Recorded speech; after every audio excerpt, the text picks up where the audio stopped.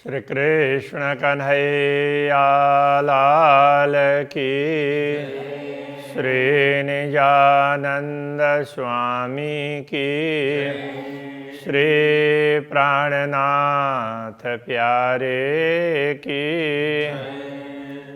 दिल में तू पाइए मंगाइए पण तू मुंजी रूह के गालियों जे मिठियो सुनाइए मुँह जे मिठियों सुनाइए मों। श्री कृष्ण कन्हैया लाल की। प्रार्थना का प्रसंग चल रहा है, सब कुछ आप ही कर रहे हैं, तो आप मुझे मधुर मधुर वचन सुना दें। ते चाहिए कर सुनाइए सब उम्मीदों तो हथ, ते चाहिए कर सुनाइए। आप चाह कर सुनाएं। चाहिए कर कहने का तात्पर्य चाह, आप चाह कर सुनाएं। सब उम्मीदों तो हथ, सारी अभिलाषाएं तो आपके ही तो हाथ में हैं। हमारी अभिलाषा पूर्ण करने वाले आप ही हैं, प्रकट करवाने वाले भी आप ही हैं, सब आपके ही हाथ में हैं। धनी मुहजे धाम जा तू सबने गाले समरथ, धनी मुहजे धाम जा। हे धनी मुहजे धाम जा, मेरे धाम के, हे मेरे धाम के धनी, तू सबने गाले समर्थ। आप सब बातों पर समर्थ हैं। कहने का तात्पर्य आप सर्व प्रकारेण समर्थ हैं, सब प्रकार से समर्थ हैं।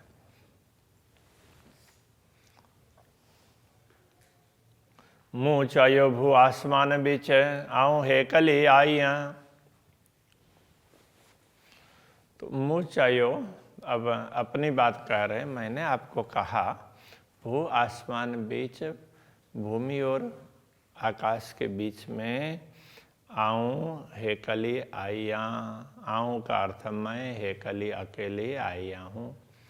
मैंने आपको कहा कि मैं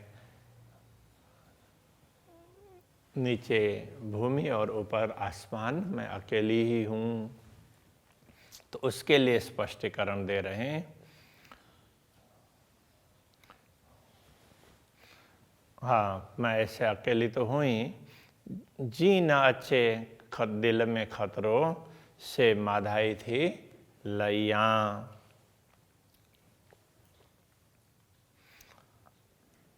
जी न अच्छे दिल में खतरो, दिल में कोई खतरा ना हो। खतरा का अर्थ भय, दिल में किसी प्रकार का भय उत्पन्न ना हो, न अच्छे ना आए, तो इस प्रकार। हाँ,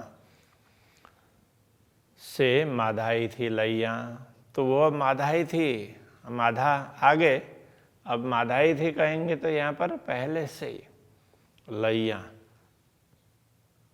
तो पहले से ही मैं ध्यान रख रही, पहले से ले रही हूँ। तो कहने का तात्पर्य यह है कि मैंने आपको कहा कि मैं अकेली हूँ, तो उसके लिए कह रहे हैं कि मेरे मन में किसी प्रकार का भय ना रहे, इसके लिए मैं उस भय को पहले से ही दूर करना चाहती हूँ। तो दूसरे कोई, अब आगे भी कहेंगे, जो आत्माएं जाग गई हैं वो दूसरी है ही नहीं। तो इसलिए आप ही हैं, बस आपको ही सब कुछ करना है, दूसरा तो कोई है ही नहीं। तो ये कहना चाह रहे हैं। बीरुए हिन अरस ज्यों सेता आजी ज पाणे, बीयू रूहे हिन अरस ज्यों, हिन अरस ज्यों इस परम धाम के बीयू रूहें दूसरी आत्माएं। अब यहाँ बार बार इस परम धाम की आती है ना, तो परम धाम के भाव से कह रहे हैं, मैं धाम में हूँ, इस भाव से कह रहे हैं। इसलिए तो मूल मिलाव में राज्य के समक्ष तो स्वयं को मान करके कह रहे हैं कि हम आपके सामने और एक तरफ हम कहाँ कितने दूर उसमें हो रहे हैं। तो ऐसे अखंड दिव्य धाम की आत्माएं तो दूसरी आत्माएं, यह कहने का तात्पर्य दिव्य परम धाम की दूसरी आत्माएं उनकी क्या स्थिति है। मुझे तो अकेलेपन का अनुभव हो रहा है। तो कह रहे हैं शेता आजीज पाणे, शेता वे तो पाणे स्वयं आजीज असहाय हैं। तो स्वयं को असहाय समझ रही है, किसको क्या करे कुछ उनको पता ही नहीं है। तो इस प्रकार से असहाय, हाँ, उनको स्वयं के विषय में भी पता नहीं है, धामधनी के विषय में भी पता नहीं है।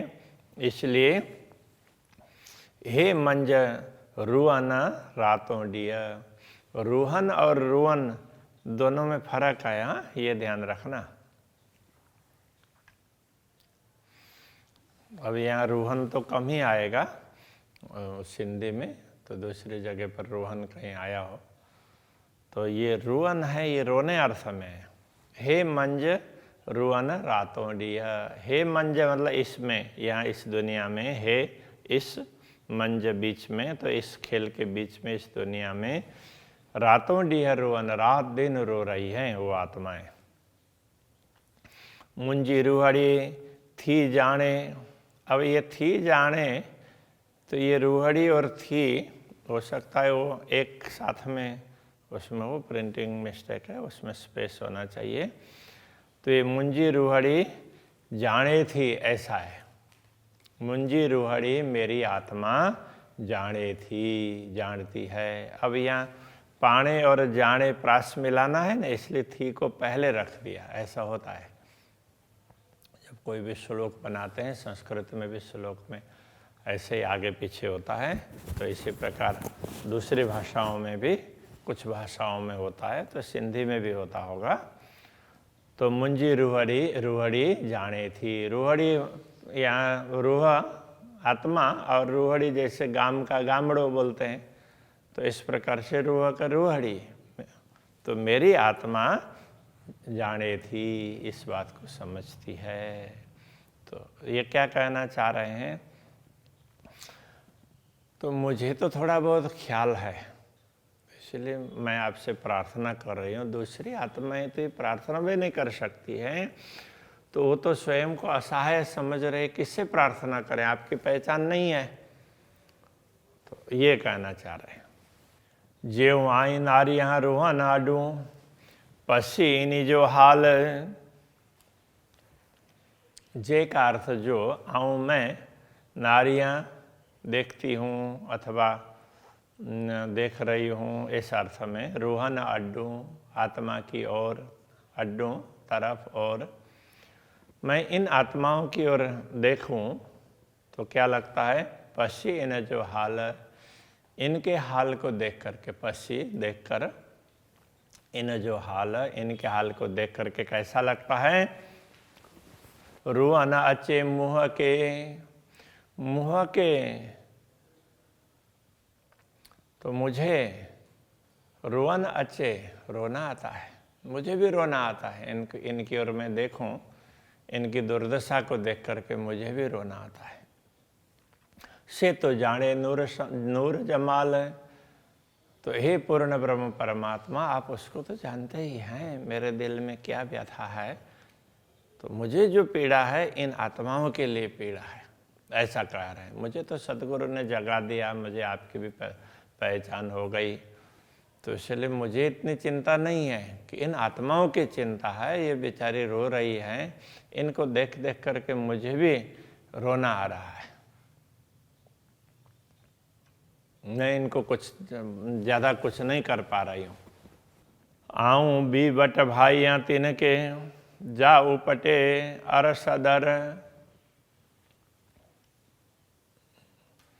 ये थोड़ा सा वैसे बहुत ही भाव वाला है, भाव वाली बात है। पहले शब्द का अर्थ समझ लेते हैं और फिर उसके भाव को समझ लेंगे। आऊँ का अर्थ तो मैं, बी का तात्पर्य दूसरी आत्माओं के लिए कह रहे हैं, बट निकट अर्थ में। तो भाइयाँ जानना समझना इस अर्थ में, तिनके उनको। तो ये क्या कहना चाह रहे हैं, आऊँ मैं बी उन दूसरी आत्माओं को, बी तिनके बी दूसरी आत्माओं को तिनके उनको अर्थ बी तिनके कहेंगे तो दूसरी आत्माओं को ऐसा समझना पड़ेगा, दूसरी आत्माओं को बट भाइयाँ निकट समझूं। तो कब समझूं, तो यदि मैं इन सब आत्माओं को निकट समझूं तो मैं कब समझ सकती हूँ। अभी आत्मा भाव से कह रहे हैं, तो कहते हैं जा उपटे अरस द्वार, यदि ये परमधाम के द्वार खोलते ना तो कहने का तात्पर्य, तो जो आत्मा जागृत हो जाती है तो उनको तो धाम के द्वार खुले देखते हैं। यदि ये जागृत हो जाती तो मैं उनको मेरे निकट, मेरे पास में ही समझती, दूर नहीं समझती, दूसरी नहीं समझती। कांद लाड पारन ज्यों मुके दे खबर, कांद लाड पारन ज्यों, कांद का तात्पर्य ये प्रियतम धनी परमात्मा स्वामी इस अर्थ में। कांद के लाड पारन ज्यों, लाड पूरा करने के लिए, मुके दे खबर, तो मुझे खबर दें, मुझे समाचार दें। अब इसको क्या समझना चाहिए, जो ब्रह्म आत्माएं जागृत होकर के परमधाम का द्वार खुला हुआ देखती है, उनको तो मैं दूर समझता ही नहीं हूँ, वो तो मेरे पास में ही हैं, ऐसा समझता हूँ। दूसरी बात कि ये क्यों, तो आपके लाड़ को, आप प्रेम का महत्व समझाना चाह रहे हैं, इसलिए दुनिया दिखाई ना। तो आपके लाड़ को पूर्ण करने के लिए, आप प्रेम दिखाना चाहते हैं, उसको पूर्ण करने के लिए तो वो मुके दे खबर, मुझे समाचार दे। मतलब हम भी जागृत हो गए, वो परमधाम का, अरे हम तो कहाँ दुनिया में भूल गए थे, इस तरह से वो मुझे बता दें, उनको भी परमधाम का ख्याल आ जाए। तो मैं उनको निकट समझूँ ना, ये कहना चाह रहे हैं। जो आत्माएं जागृत हो जाती है वो तो दूर होती नहीं है, वो तो राज्य के भी समक्ष समझती है, और दूसरी आत्माएं भी उनको समक्ष ही दिखाई देती है। परमधाम में, मूल मिलाव में, राज्य के चरणों में बैठे हैं, ऐसा अनुभव करती है। तो ये आत्माएं दूसरी, उनको दूसरी मैं इसलिए कह रहा हूँ, वो अपने आप को दूर समझ रही है। तो जैसे वो जागृत हो जाएंगे तो मुझे ये लगेगा कि हाँ, कि आप जो प्रेम समझाना चाह रहे थे उस बात को उन्होंने समझ लिया, आपके प्रेम को उन्होंने समझ लिया, अब जागृत हो गई है। अब दूसरा भाव भी समझा रहे हैं यहाँ, दूसरे चौपाई में दूसरे तरीके से समझा रहे हैं। ताकि चुआ बीत इनके जे मुँह अड्डा पसी रोए। त का अर्थ तो की, क्यों अथवा कैसे, चुआ कहूँ, बी तिनके, बी दूसरे तिनके उनको, उन आत्माओं को दूसरी मैं कैसे कहूँ, जे मुँह अड्डा मेरी ओर पसी देखकर रो रही है, मेरी ओर देखकर रो रही है। कहने का तात्पर्य, तो मेरे से वो अपेक्षा रख रही है, ये जगा दे। जो आत्माएं मेरी ओर देख करके रो रही है, तो उनको मैं दूसरी भी कैसे कहूँ। जिनको कुछ पता ही नहीं है तो उनके लिए तो दूसरे कह सकते हैं, किंतु वो मुझे जगाने के लिए मुझसे वो जगाने की अपेक्षा रख रही है, तो उनको मैं दूसरी भी कैसे कहूँ जो मेरी ओर देख करके रो रही है। ये कहने का तात्पर्य ये है, हाँ, मेरी ओर देख कर रो रही है, वो दूसरी, उनको दूसरी कैसे कहूँ, तो वो मुझसे अपेक्षा रख रही है, तो इसलिए मुझे तो उनको अपनी समझ करके जगाना पड़ेगा। तो चुआ थी हे कली मुँह बट भी न कोय, इसलिए मैं कह रही हूँ तो चुआ थी तभी मैं कहती हूँ हे कली अकेली, मैं अकेली हूँ, क्योंकि ये तो मेरी हैं, इनको पता नहीं है, ये तो मेरी है, मेरी ओर राह देख करके बैठी है, दूसरी नहीं है। मुँह बट भी न कोय, मुँह बट मेरे पास, भी न कोई, दूसरी कोई भी नहीं है, सब मेरी है। अब ये कौन कह रहा है? तो ये तो श्यामा जी ऐसा कह सकती है ना, दूसरी आत्माएं नहीं है तो मेरे ही अंग में है ना। तो ये श्यामा जी का भाव है, इस प्रकार से कह रहे हैं। श्यामा जी राज्य से प्रार्थना कर रही हो ना, तो इस प्रकार का ये भाव है। तो श्यामा जी ब्रह्मा आत्माओं को दूसरे नहीं कहेगी। पसा बांझाई दियो हिनके, मुँह अचे बाझाण, ये भी थोड़ा सा वो शब्द थोड़े से नए हैं और भाव इसमें भी बड़ा महत्वपूर्ण है। पसा देखती हूँ, मैं देखती हूँ इस अर्थ में। बांझाइयों हिनके, हिनके इनको बांझाई दियो, तड़पती हुई देखती हूँ, ये बहुत व्याकुल हो रही है। तो इनको व्याकुल होती हुई देख करके मुँह अचे बाझाण, तो मुँह अचे मुझे भी आता है, बाझाण तड़पन मुझे भी तड़प होती है। इनको तड़पती हुई देख करके, इनको व्याकुल देख करके मुझे भी व्याकुलता आती है, ये कहना चाह रहे हैं। ईदर ओढ़ी कांध अड्डू, थेयम बदंती बदंदी ताण, थेयम बदंदी ताण, ईदर ओढ़ी कांध अड्डू। अब कांध ये उसमें स्वामी प्रियतम धनी इस अर्थ में। तो हे कांध, हे प्रियतम धनी, ई दर ओढ़ो, इस द्वार, आपके द्वार की दर ओढ़ी, ओढ़ी का तात्पर्य और तरफ, तो आपके द्वार के तरफ आते हुए थेयम बदंदी ताण, तो मैं थेयम होती हूँ, बदंती बंधी हुई, ताण बंद खिंची हुई। तो ये कहने का तात्पर्य यह है कि मुझे आपकी ओर आते हुए इनका खिंचाव बना रहता, ये मुझे खींच रही है, तो इस तरह से ये बांध करके इनके साथ मेरा लगाव है और वो बंधा हुआ है और मैं खींची हुई हूँ ऐसा लगता है, इसलिए मैं आपकी ओर भी आ नहीं सकती हूँ, मैं आपके चरणों में पूर्ण रूप से जागृत भी नहीं हो सकती हूँ इनको छोड़ करके। तो इनका खिंचाव है, मुझे बांध करके तान रहा है ऐसा लगता है, ये कहना चाह रहे हैं। तो अभी यहीं रखते हैं। श्री कृष्ण कन्हैया लाल की। थेयमा बदंदी ताण,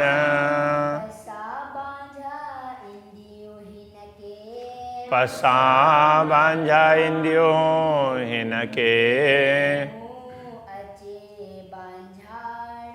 मुँह अचे बाझाण, ईदर ओढ़ी कांध अडू,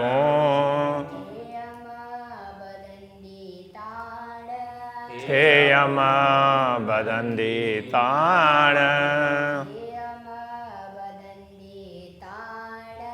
थेयम बदंदी ताण।